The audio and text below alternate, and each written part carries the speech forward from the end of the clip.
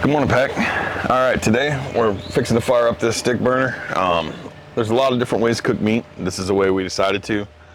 We couldn't find a smoker that we really liked, so we built one. We wanted the airflow that comes across that. You kind of want to run through a little checklist. Make sure your grate's clean. You know, make sure everything's good to go. Make sure you've got some kind of way to start a fire. We use a little charcoal with a charcoal starter. That way we're not running any kind of accelerant or anything that's going to affect our flavor profile. Always have your meat out. That way it can come to a little bit of a room temperature so you're not shocking it, throwing it on a pit. And of course, first fire up, you're going to let this thing get going for a minute. You don't want to just jump right into it. So here we go. There you go, sir. Fill this bad boy up.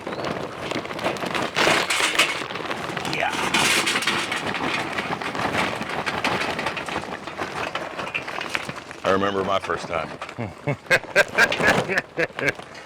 You're doing great, Wolf. You're doing great. Oh, yeah. Anyway, we're going to use 3 of these just to get it going quicker because, who's got time?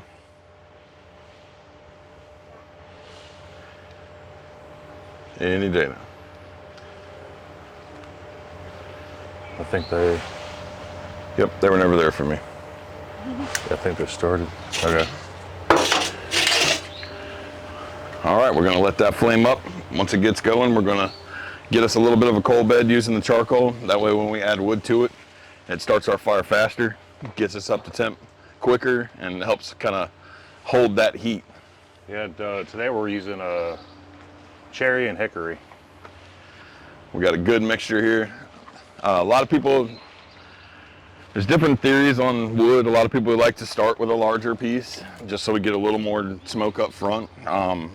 If you have proper airflow, that's not as important. If you're getting that airflow across there, it's gonna get that smoke flavor. That's part of why we use a stick burner, is to really get major airflow, to really get that smoky flavor, to really get, just that perfect barbecue at the end of the day. Because if you're gonna spend the kind of money that, these big cuts of meat cost, why not do it the best of your ability? And I'm not knocking any kind of pellet smokers. I'm not knocking anything like that. We'll definitely be using those in future videos. But this is the way we prefer, so that's the way we want to come out. Amen to that.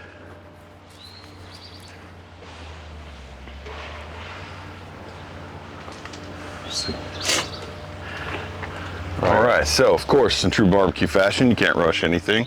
So it'll take forever for this to get going. It's just part of it. It's facts. All right, so we're approaching our coals being ready. We've got maybe about an inch to go before we're ready to go, so we're just kind of getting prepared. As Wolf mentioned earlier, we've got, you said hickory and cherry? Yeah, hickory and cherry. We've got hickory and cherry. Quality wood plays a massive role in the type of product you're going to end up with. We highly suggest hardwoods, definitely the hickory, oak, lane. We also highly suggest fruit woods, any of your cherry, apple, peach. Even pecan's good too. Pecan is wonderful, gives you a nice little nutty flavor to it. Obviously, mesquite's great too. We're here in Georgia. Mesquite's not super available.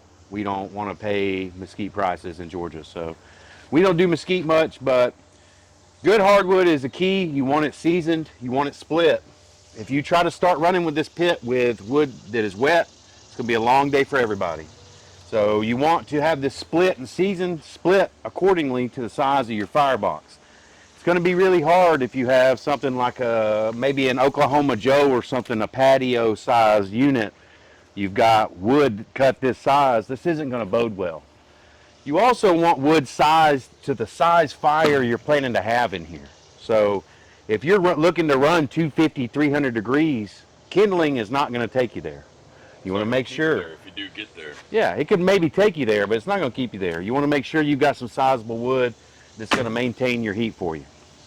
So And smaller wood's going to create temperature spikes and things like that too. that's exactly right. If you use smaller wood, you're going to get more of an effect out of it. You're going to get more fire quicker and more heat quicker. It's not sustainable. So that's, like I said, a big thing for us is we like to make sure that we are using quality wood that's split and seasoned, because you know we hand built, custom built this pit, and we didn't want to come all this way and use some middle of the mall wood. So good wood is important. Find yourself a good wood man if you don't have one.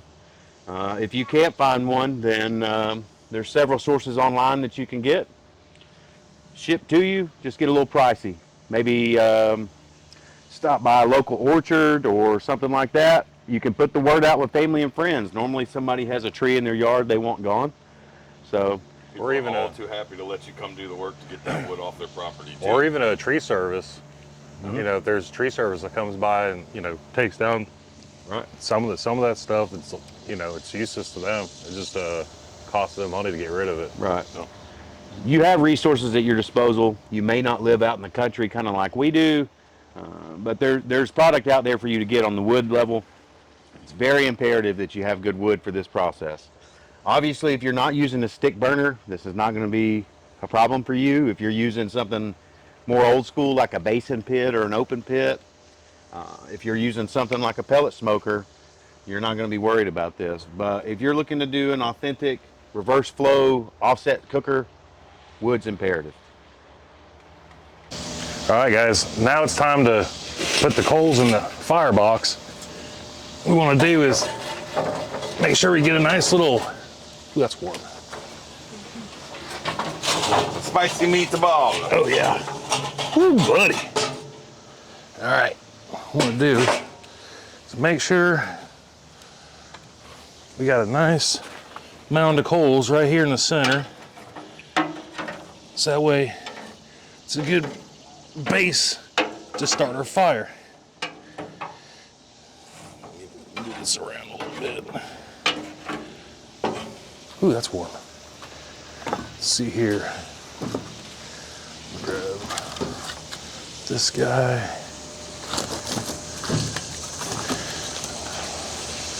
Yeah, I'm gonna start off with these two guys right here so we get this baby started. Whew. It really helps if you pick one of the hottest days of the year to do this. Yeah, it's warm to death. Yeah, I mean, That's that's for going to give you a little head start when it comes to getting this bad boy hot, and you know, also and cooling yourself with drenching your shirt. It's like auto self-cooling.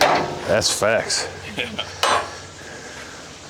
Well, all right, so we've got a good base in here. We've got a good stack going. That's going to help us with our airflow. We want to make sure anytime we're putting anything in here, we're keeping in mind that air has to go underneath, through, across, and that's going to bring the heat through the rest of the smoker. So obviously we're not going straight on with our proteins yet. We want to get this up to temperature before we do that. Also, you know, like I said earlier, we are letting these come up to a room temp.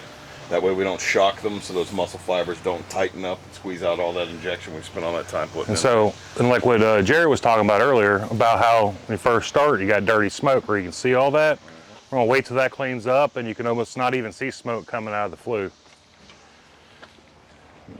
So we're gonna let this roll for a second, and we'll give you back in a moment. We're using our alpha rub, so of course we're gonna top that off a little bit. And just a light coating. We've already got the penetration we wanted from the salts. All we're trying to do is make sure we get a good, even bark.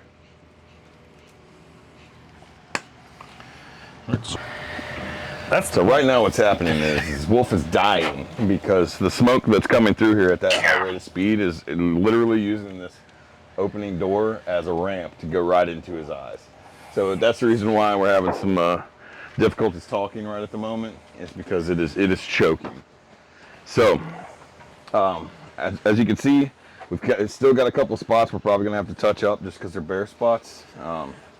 Let Wolf get out of his glove here, and he's gonna come over and give us a little touch up there. The reason we're putting the point towards this side of the fire, like this is where the air is coming in, and it's at its hottest and it's at its fastest airflow. That's where we're gonna make, you know, the point. We want that bark really good on the point. That's what makes your best burn ends. That's what makes that flavor. That's what really gives it that beautiful beef taste. So very important that you make sure your airflow is at its highest point onto the point of the brisket. All right, guys, now it's time for the pork butts. Let's see here. Ooh, look at them things. As you can see, when it sits overnight, a lot of the injection starts to leach out a little bit. That's a good thing. That means that we got plenty in there. That means that that is in there, really giving that meat that extra flavor we want, as well as keeping it hydrated. So that way when we hit the extra heat from the smoker and it starts to tighten up, we've got moisture in there and don't lose it at all. Let's see here, we got, what is it, Signature Series on this one. Yep. And then Big Bad Bark on this one. Yep. And I mean, you can tell by looking at them the difference in the flavor profiles. This one's obviously got a little more of a pepper look to it. It's got, you know, a little more color, especially a reddish tint, where the Big Bad Bark has an obvious, you know, pre-bark look to it, with the visual notes definitely being mainly pepper. So let's go on with these bad boys. Do you want to hit these up at all anymore before we put them on? Get them on. Okay. All right. Do this.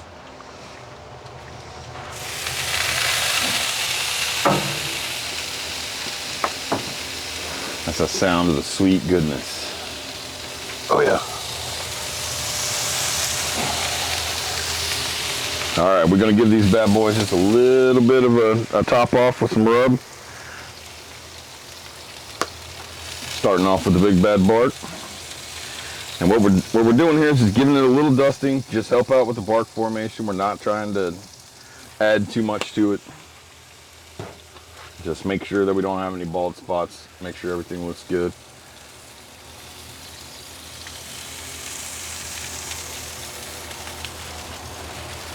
All right. Then at this point, whenever you're doing a big cook like this, you've got plenty of time. Like, the meat's just gone on. It's going to take them a while. Obviously, if you look at our temp, we've dropped off about 25 degrees. That is because we just put a large volume of cool meat on this smoker. It's going to take it a second to bring that back up to the original temp we had it at and roll that 250. Yes, so don't freak out if you see your temps drop. Yeah, every time you add wood, every time you open the lid, every time you do anything like that, you're gonna see a variance in your temperatures. So kind of compensate for it. If you know you're about to open the lid, add a piece of wood to the firebox. That way when you get your spike, it's right on time. There's things you can do that way to help with your fire management, to keep a stick burner rolling, especially one at this level, rolling very even. The other thing to do about this time is start thinking about, okay, am I gonna spritz? This would be the time to make a spritz. We're going to spritz, we're gonna make one, and we'll show you that when we get to it. All right, so switching it up a little bit, we're gonna do a quick little prep on one of our favorite cuts. This is a tri-tip. We picked this gorgeous tri-tip up from T&T Meats, our partners down in McDonough and Locust Grove, Georgia. Hands down, probably top 3 tri-tips I've ever seen in my life. We're looking pretty forward to demolishing this here shortly. So tri-tip traditionally is not going to have this much marbling in it. It's much more of a lean cut, much closer to a sirloin. You're wanting to cook this quickly. This is not something that you're going to slow roll. So what we're going to do with this is we're going to take no trim, just the way it is. We're going to take a little bit of olive oil. We're going to use it as a binder for this product, just to make sure our rub stays sticky on everything. You don't want to get crazy heavy here with your olive oil. All we're doing is getting a light coating. This is going to help our rub bind to the product. Alpha, yes sir. Alpha rub. Alpha rub. This is going to help it bind to the product. It's also going to give us some great color. So we're going to give it a nice dusting here of our alpha rub. The heavy salt, the pepper is really going to make this sing. So as you can see here, I've got a little bit of extra rub here stuck. I'm just going to use the other side to go ahead and try to collect any of that I can. All right, Wolf, if you don't mind, hit me with a little bit more olive oil there. And again, just a little bit of oil, enough to make a binder. We're going to use this, spread it around on the top of the meat. And it's really going to help this seasoning stick. I mean, you can already see how much is stuck to it just from flipping it around in there. So So we're going to take our alpha rub, give it another coating right over the top. And always get your ends. Do not forget to season the ends of meat. We are casing this with a bark, with our rub. So right now all I'm going to do is just wrap this jewel up just to keep our flying critters off of it. Again, it's summertime in Georgia. Just a quick note as well, flies can smell barbecue smoke from up to 4 miles away. The grease that's remaining inside the smoke, as this smoke starts to leave, it's greasy. The flies can smell that for up to 4 miles. Good luck. There's not really anything you can use that's food safe that's also going to be effective with the flies. So best thing you can do is try to keep some air moving, try to keep some extra foil stuff around. Shiny things, their reflection scares them off, but if you're cooking outside in the summertime, specifically in the South, you know we're going to have bugs. So it's just part of it. All right, so we're ready to throw this tri-tip off. Our butts are rolling good, our brisket's rolling good. We're just going to let this fit in where it can. You know, get in wherever you fit in. Remember that. So I'm going to come back here on the back side of my brisket. I'm going to go fat side down to help protect my meat. I'm going to lay it down. Like we were talking about earlier, the whole reason we put the point over here is you can see that bark really starting to come in from that airflow. All right, so we just showed you guys the inside of the pit. Our brisket and our butts are moving along pretty quick. Our Wolfpack smoker is just flowing the smoke through it. So before we start getting too much color too quick, we've made us up a real quick spritz. You can make this out of anything. Just try to keep your sugars low. Definitely want something that's going to add flavor and something that's going to help preserve color. As you can see the color of this here. You want to come in here about every 30 minutes. Be very heavy with it and re-moisten all your bark. This is going to keep your bark moist while your tenderization and your actual cooking of the meat catches up. If you're not careful, you're going to end up with some pitch black rub at the end, which isn't the end of the world, but we love good color around here. So we're going to come over here with our spritz and we're going to get it nice heavy coat. So when you're spritzing, you want to make sure that your jet's appropriate. You don't want a hard stream to hit any of your meat. You're working hard to produce a bark. If you spray any type of fluid at any type of a pressure, you're just going to knock it right off the top. So once you get the fan that you're looking for with your moisture, you're going to come in here and you're going to coat real good. You want to re-moisten all of your rub.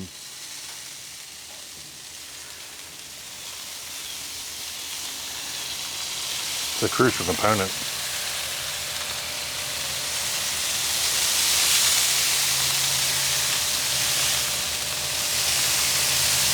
So as you can see, he's approaching the turn in the grain, and he's starting to turn his knife to get perpendicular with that grain.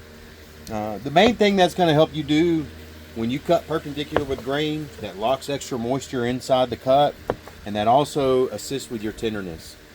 When you're able to bite with the grain as well, it's a much more tender feeling than biting across the grain and ripping said protein. So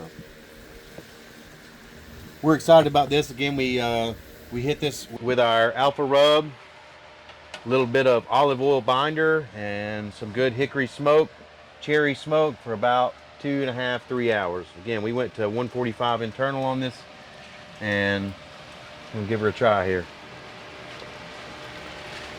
Down. So we've been holding a steady 250 now for the entire time because our shit's on point. What we're going to do now is we're going to pop this lid. We're going to rotate our big meats around so that they can get the same kind of heat and smoke exposure. Go ahead. Our brisket we place down here in the hot spot.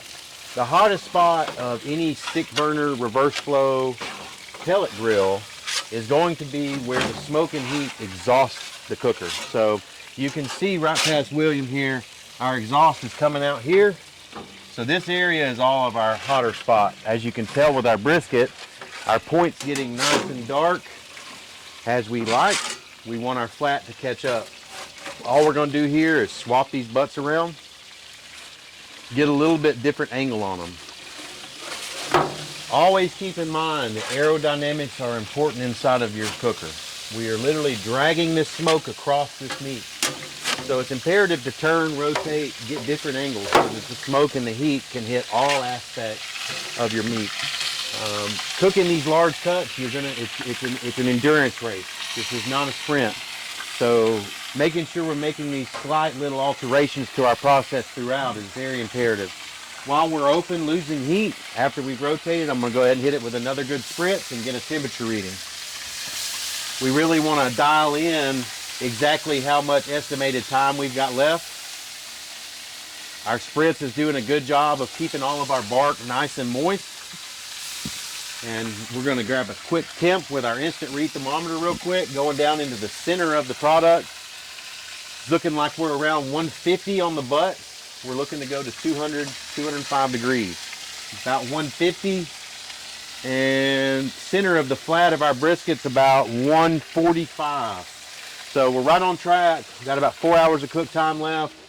We're going to take this brisket up to about 165, 170 internal, and we're going to wrap it to preserve our bark and our color.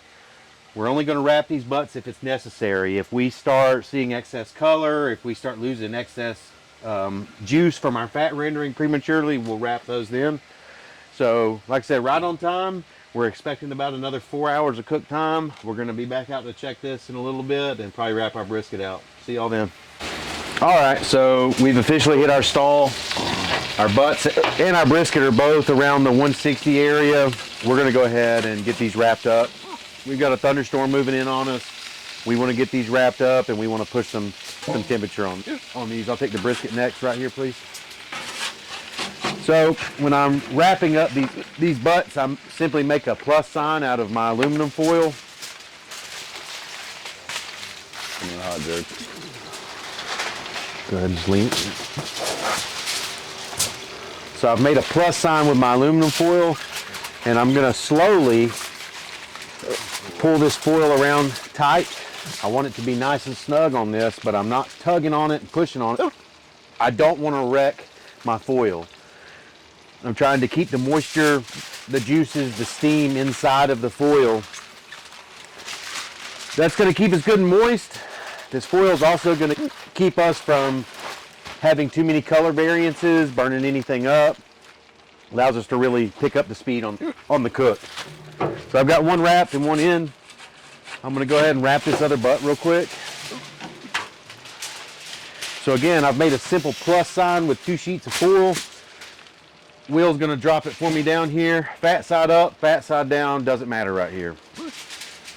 So again, I'm just going to slowly start bringing this foil in tight around my butt. And once I get this first layer on and secure, I'm going to use this second layer to really add some tension to it. Again, you want your foil nice and firm around your protein. Air gaps are the devil. I learned that from Forrest Gump's mama and from Bobby Boucher's mama, yeah. She said, that air gap's the devil. I said, I like the air gap, mama. All right, so I've double layered foil here. You're going to need it with the weight of this object. Again, we've started creating some great bark through here. A little bit of sharp points are going to exist, so we're going to double wrap this with foil. Now what I've got here is some of our injection that we've heated up that we're just going to add a little bit right on top. You bring my walls up. There you go. Thank you. Be gentle when you're going on top as to not erode the bark you've worked so heavily at producing. Now, you don't want to get an excessive amount of moisture in here at this time. You're really looking for about a cup, 2 cups. So we've got our 2 layers boated up. We've got a third layer, which I like to call the tie. We need to put our tie on. So we're going to bring this in here and just gently wrap it around the edge of our point. Lay that down. And now we're going to go ahead, first layer first. Gently pulling our first layer up too, making sure we're not poking any holes. We're covering this brisket and we're sealing it up. So we're going to be keeping it from getting too much more smoke, color changes. We're going to be using the steam to help push the cook forward. Now that we're bringing our second layer up, we're really adding a little tension to this, keeping our foil just nice and tight because air gaps are, you know, The devil. the devil.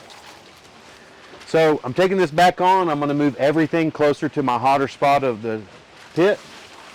And I'm also going to be going point facing the door instead of in the back because we don't want that to overheat too much. I'm going to bring my butts down here. Now we're going to close the lid. The goal now is to get our fire up. We're going to run about 275, 300, push these big proteins through the stall and get to slicing and pulling. Come back. Guys, so we've got our bigs finished up. We've unwrapped our pork butts and we've got them fat side down, at least whatever's left of our fat cap. Most of our fat cap has rendered down and has reabsorbed back into these butts. So again, I've got them fat side down in my pan. You can see the differences just visually from our Big Bad Bark pork butt and our Signature Series pork butt. A little bit difference in colors, obviously flavor differences, but you can really see how that Big Bad Bark really helps set up a phenomenal bark for you. And again, the Signature Series is no slouch in that department either. It's just you can see what the little bit bigger mesh with a little bit of sugar does for you. It'll darken it up a little bit, give you some of that great bark formation. So what I'm going to do here with these butts, I'm actually going to be saving most of these for another dish later on, so I'm not going to pull them all. I'm just going to go through the basics with you here. So I've got my butts fat side down. I would normally wipe the fat cap. However, like I said, most of it reabsorbed back into the butts. First thing you want to do is locate your bone. The best part about doing that at this point in the cook is that it's the only thing left that has any structure to it. As you can see, this pork butt is just falling apart. This is just falling apart. So you can kind of feel around, and as soon as you feel something solid, there's your bone. And if you do this correctly, you should be sliding right off that bone. Your bone should easily remove from your butt. You can make some things with this. This doesn't have the same type of uses as bones from other products. After about 12 hours in that smoker, we've actually extracted most of the marrow flavor. This is also super brittle. Just note, don't make my mistake. These are not good for your dogs. They crumble and they damage their digestive tracts. So best thing to do with those pork butt bones is just to throw them away. We've already done what we need to do with them. So on my second butt here, I'm identifying everything's soft, everything's pliable. Oh, found a bone. And I'm just gonna slide this girl out of here, nice and clean, done, out of our way.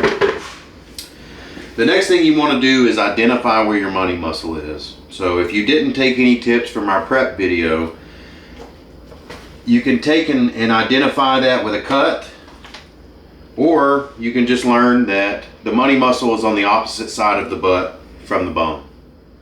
So if you're confused about what's going on, if you find the bone on your pork butt, on the other side is going to be your money muscle. So what I'm going to do here is I'm just going to take a couple pieces up, work through pulling it, what you want, what you don't want, and like I said, going to save most of this for another dish later on. So I've tracked down my money muscle here, and as you can see, we've got some great bark formation on it. Beautiful cut of meat, nice little loin texture. We have just a little bit of residual fat in here. We're just going to take our fingers and gently pull that. A little bit of fat is fine. It will add a little bit of moisture, a little bit of flavor, but it's going to quickly become a problem. So I'd like to take my money muscles and slice them a lot of times, but also I'll just take and press down with my thumbs and just shred this into some good fresh pulled pork.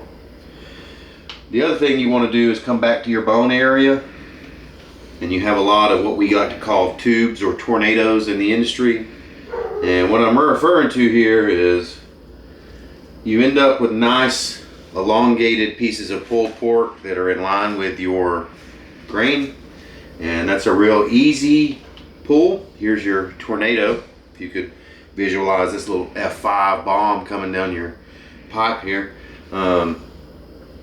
Find these pieces. These are very, very flavorful. These are very easy to pull. Again, I'm just taking my thumb and my fingers and pressing them together. We cook this to the perfect temperature, so it's easy to pull and ready to go. All right, it's time to circle up, Pack. We got the big meat down. We've just finished up our pork butts. Now we're going to work through this brisket. Now you're going to be able to find a brisket video from us that is going to be a lot more detailed on prep, flavor profiles, cooking process, temperatures, how to break this down to serve it. But just on a simple level, as you heard me say with my pork butts, I'm actually going to be using this product for other things, ingredients, other meals. If you've never made brisket and rice for yourself, you're wrong. So what I have here is I've got my brisket completely finished and up to temp, and I've got it sitting in a puddle of its own juices. So this is very done. It's going to be very tender.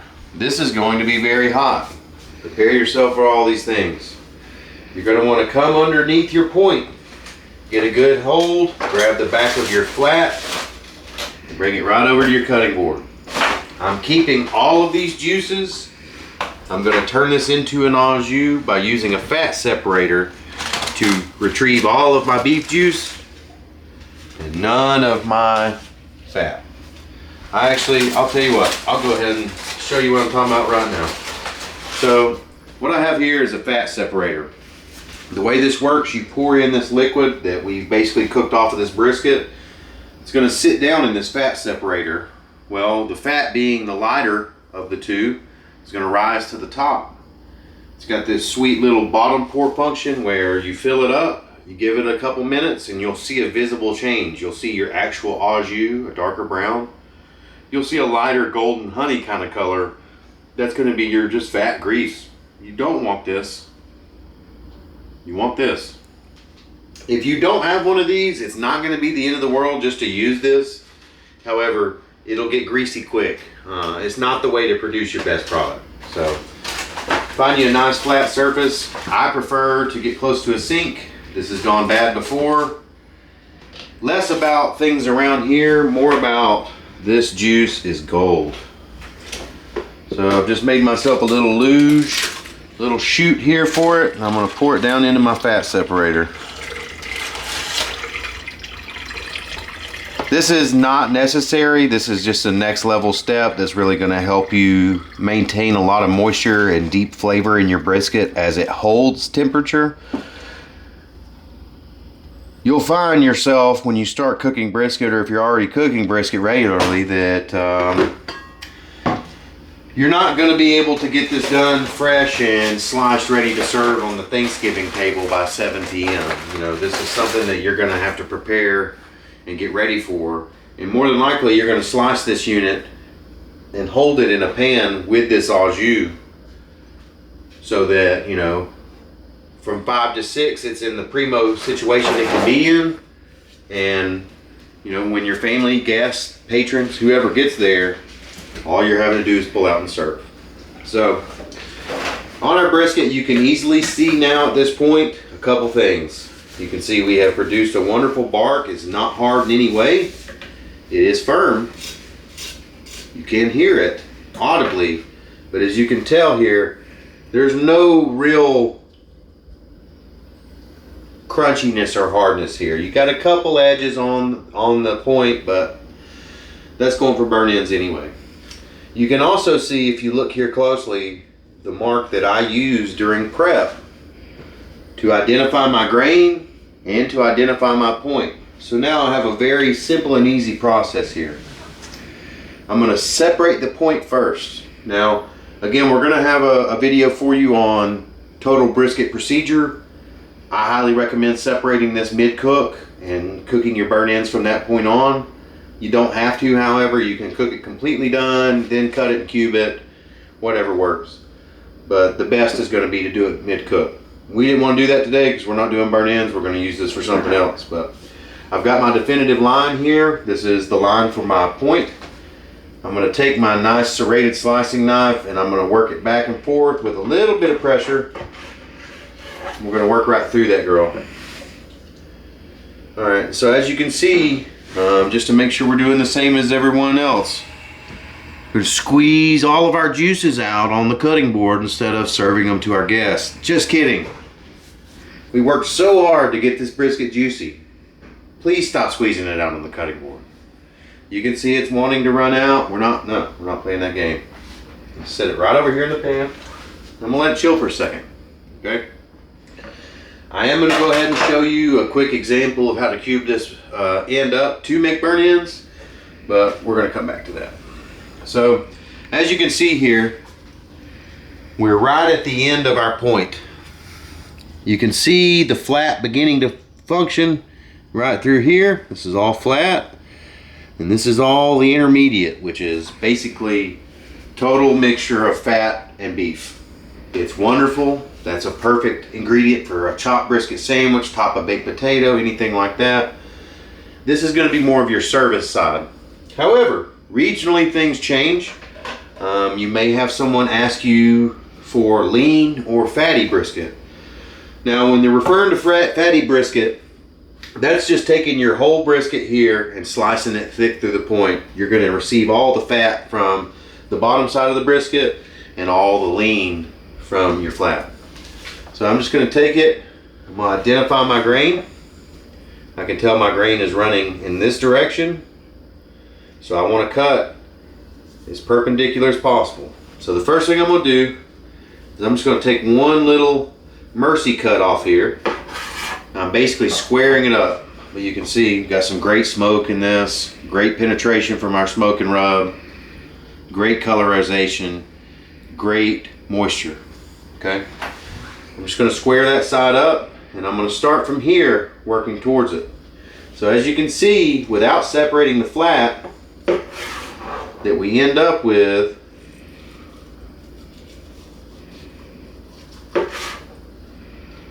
extra fat with our flat. So what that does for you, again, you just have people that ask for fatty cut. There's so much flavor in this fat that that's what they want. However, if it was up to me, if I'm going to just be serving this to anybody who's never had my brisket before, I'm now going to go ahead and identify my flat. This is a little bit different. This is a little bit difficult. This is where you can mess up your cut. So take your time. Let the knife work through it. You will be able to physically feel the difference between this flat and the fat underneath it. So I'm going to take my knife. I'm going to lay it as flat as possible, and I'm going to start working it. Again, I feel the smoothness of the fat. Okay? Just like that. And again, I'm just going to send this off to the pan here. We're going to use this later. And you can see she's just very, very excited to be here. So now I have removed most of the fat from my flat. I just want to flip it over and finish what I was just doing before and removing any extra little bit of fat. This is the easiest way to do it without completely dismembering your brisket while separating it. Err on the side of caution, separate the flat, and then come back once you can flip it and just take some of that excessive fat off. Now again, fat is flavor. You don't have to do this. This is just something you'd want to do if you were really trying to make a presentation piece, if you were competing, if you were serving, you know, the King of France or something like that. Which I don't even think they have kings anymore. So that's about all I'm going to do with that. I'm going to flip it back over. I'm going to identify my grain. Okay. I know from before that I identified this as my grain. So I'm actually going to start on this side this time. It's nice, smooth, even strokes. It's important to try to make sure that you're focusing on keeping your knife completely perpendicular.